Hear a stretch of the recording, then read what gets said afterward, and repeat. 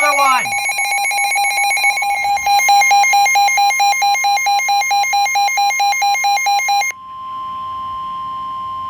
Weather bulletin. For the following Camera, I swear to God, if you do it again, I will The kill National you. Weather Service in Pittsburgh has issued a severe thunderstorm warning for southwestern Butler County in west central Pennsylvania until 1 p.m. At 12:41 p.m., a severe Ignore the thunderstorm background, was that's just located near another Evans weather City, station or 8 going miles on west of right Butler, now. moving southeast at 15 miles per hour. Hazard, wind gusts 60 miles per hour. Source, radar. Impact, expects damage to trees and power lines, resulting in some power outages. Locations impacted include Meridian, Oak Hills, Nixon, Connequanesing. Seek shelter indoors and stay away from windows.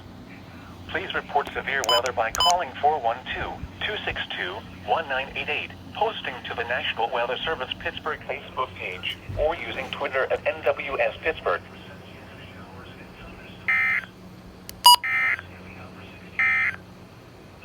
Weather bulletin.